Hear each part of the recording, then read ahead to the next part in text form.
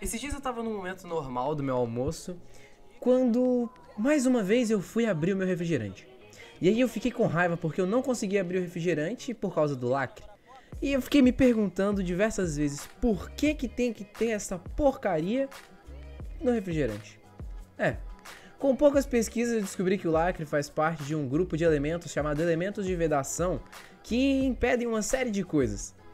Mas é estranho porque ninguém se pergunta o que são elementos de vedação. E eu faço essa pergunta a você. Você sabe o que são elementos de vedação? Eu sou Eduardo e hoje eu vou mostrar pra você o que são esses elementos de vedação e pra que eles servem.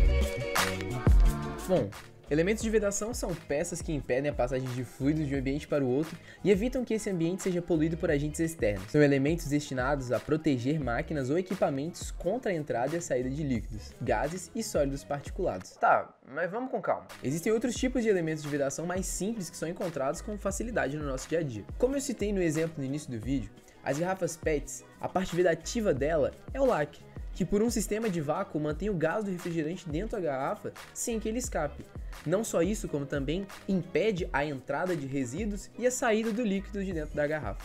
Já nas máquinas, nós temos outros tipos de elementos, como por exemplo juntas de borracha, papelão, papel velumoide, anéis de borracha ou metálicos, juntas metálicas, retentores, gachetas, selos mecânicos, entre outras coisas. A gente não vai se aprofundar muito no que é cada um desses itens que eu acabei de citar, mas nós vamos falar sobre alguns deles no decorrer dessa explicação. Então vem comigo, que agora a gente vai falar sobre junções. Existem vários tipos de junções, fixas e móveis, em diferentes aplicações, como acoplamentos reservatórios de estocagem, junções móveis em movimento de rotação e de translação. No dia a dia, podemos observar muitos exemplos de vedação, como por exemplo garrafas fechadas com rolha de cortiça, tampas de coroa nas garrafas de bebidas gasificadas e tampas de fecho das garrafas térmicas. Mas vai com calma, campeão. Nem sempre a vedação é tão simples como nos exemplos vistos. Já viu o rico namorar pobre? Existem situações em que a vedação exige procedimentos específicos e certos cuidados. Os elementos de vedação classificam-se em dois grupos, de junções fixas e de junções móveis.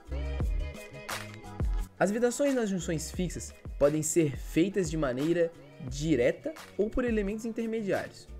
Vamos falar agora sobre alguns tipos de vedações direta para junções fixas. Temos a vedação em ogiva para baixas pressões, é quando a vedação se efetua em uma superfície troncocônica com esfera. Vedação em faca para médias pressões, efetuada mediante a aproximação de uma coroa circular a um plano. Vedação cônica para altas pressões. É o melhor tipo de vedação e se efetua entre duas superfícies cônicas que têm geratrizes coincidentes.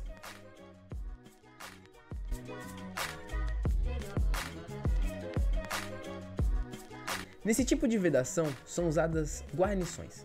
Guarnições são peças flexíveis colocadas entre duas superfícies rígidas, geralmente planas.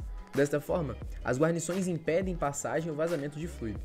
As guarnições podem ser feitas de borracha, cobre, cortiça ou amianto e podem ter formatos variados: chatos, toroidais, perfilados, revestidos, etc. As guarnições para junções fixas de forma toroidal são chamadas anéis toroidais. Também são conhecidas como anéis O-ring. Os anéis O-ring são empregados em junções fixas e móveis. Como nas junções fixas, as junções móveis podem ser vedadas de forma direta ou com elementos intermediários. As vedações diretas são de alto custo, por isso são aplicadas em campos bastante limitados. Além disso, são sensíveis às mudanças de temperatura e não funcionam com fluidos de alta viscosidade, devido à interferência no deslocamento das peças. Em compensação, são vedações que apresentam pequenas perdas de energia por atrito. A vedação com elementos intermediários ou guarnições pode ser dos seguintes tipos: em câmara de estopa de contato circular, de contato plano frontal, sem contato ou com movimentos alternados.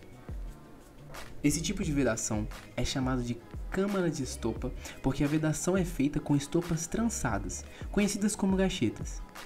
As guarnições podem ser feitas de cânhamo engraxado com sebo, algodão, amianto trançado com fibras orgânicas ou fios de teflon. As tranças são de seção quadrada e às vezes trapezoidal. As guarnições devem ser flexíveis de modo que, com uma leve pressão, elas se amoldem ao eixo e à caixa de guarnição. Entre o eixo e a guarnição sempre ocorre atrito, mas o atrito será reduzido se for usada uma guarnição adequada e lubrificada corretamente. Na vedação em contato circular, são usadas guarnições conhecidas como anéis de vedação.